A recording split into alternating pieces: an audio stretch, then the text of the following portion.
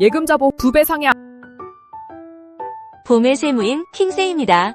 오늘은 한도가 상향되는 예금자 보호법에 대해 알아보겠습니다. 질문이 있으신 분은 고정 댓글에 있는 링크로 문의하시면 됩니다. 24년 만에 역사적 변화가 오고 있습니다. 주변에 가끔 이런 생각하는 분들 많더라고요. 은행이 망하면 내 돈은 얼마나 찾을 수 있을까?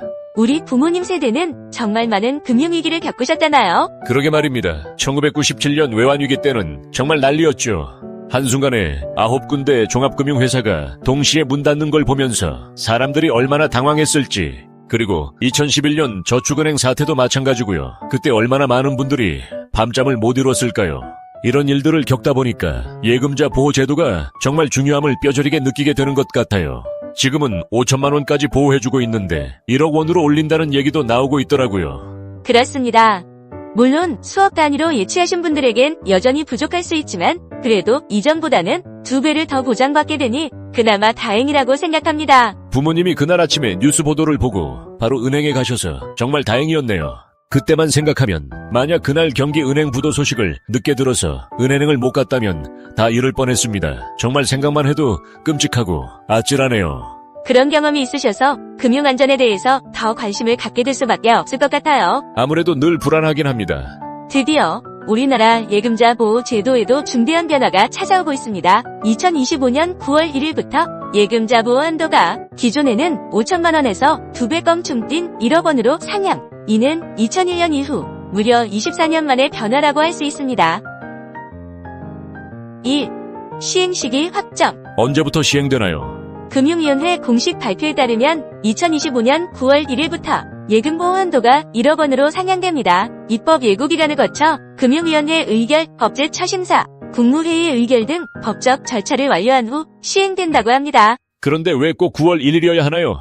금융위원회는 시행시기 결정 시 다음 사항을 고려했다고 합니다. 1. 정기예금 해지액이 많은 연말 연초 시기를 피하고 금융업계 준비기간 약 3개월 정도 확보하고 자금 이동 영향을 최소화하기 위함이라고 합니다. 적용 범위는 어떻게 되나요? 6개 법령이 동시에 개정되어 모든 금융업권에 동일하게 적용됩니다. 2. 고객자산 재배치, 분산해서 통합으로. 그럼 현재 여러 은행에 나눠둔 돈을 한 곳으로 모아도 될까요? 분산 투자에서 통합 투자로의 변화. 기존에는 5천만 원 한도로 여러 금융기관에 자금을 분산해야 했습니다. 그러나 이제는 1억 원까지 한 금융기관에서 보호받을 수 있어 자금 관리가 훨씬 편해집니다. 예를 들어 A 고객이 KB국민은행 3천만 원, 신한은행 4천만 원, 우리은행 3천만 원을 예치했다면 이제는 원하는 한 곳에 1억 원까지 통합 예치가 가능합니다. 다음은 주의해야 할 포인트 안내입니다. 1. 1억 원 초과 자금은 여전히 분산 예치가 필요하고 2. 동일 기관 내에서는 합산되고 금융기관별로 각각 1억 원씩 보호가 됩니다. 3. 예금보호 대상 상품인지 반드시 확인이 필요합니다. 만약 금융권 실무자라면 고객 상담 시 반드시 언급해야 할 사항은 1. 현재 예금 분산 현황을 파악하고 2.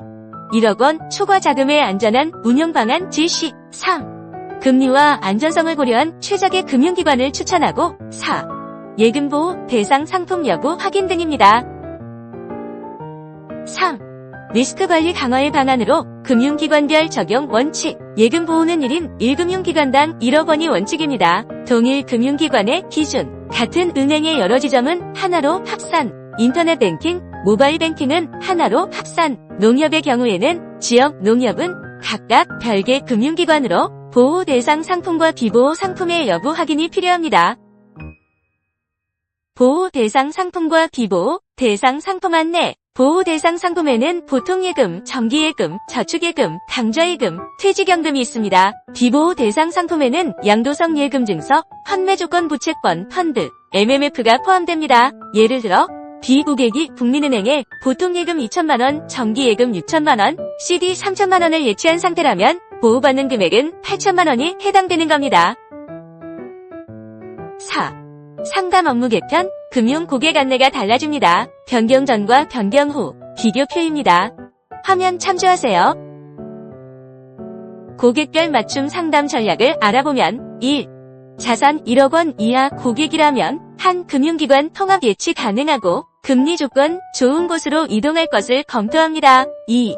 자산 1억 원 초과 예치한 고객이라면 여전히 분산 예치 방식이 필요하고 안전성과 수익성 균형 고려하면 됩니다. 3.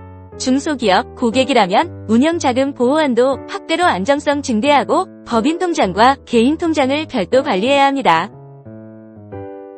다음은 주의할 사항 안내입니다. 1. 예금보호는 원금과 소정의 이자만 보호한다는 것. 2. 금융기관 파산 시에만 적용되고 투자 손실과는 무관하다는 것. 3.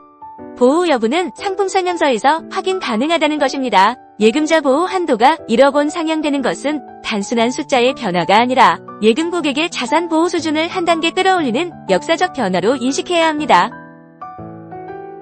마지막으로 당부할 것이 있다면 예금자 보호 제도 개선으로 안전망이 더욱 튼튼해졌지만 여전히 한계는 있습니다. 1억 원 초과 자산은 분산 예치가 필요하고 투자 상품은 별도 리스크 관리가 필요하다는 것입니다. 저 역시 고객 상담 시 이런 변화를 정확히 이해하고 올바른 정보를 제공할 때 고객의 재산을 보호하는 컨설팅으로 신뢰도를 높일 수 있는 기회가 될 것 같습니다. 지금까지 예금자 보호 한도 상향에 대해 알아보았습니다. 시청해주셔서 감사드리며 구독과 좋아요로 많은 응원 바랍니다.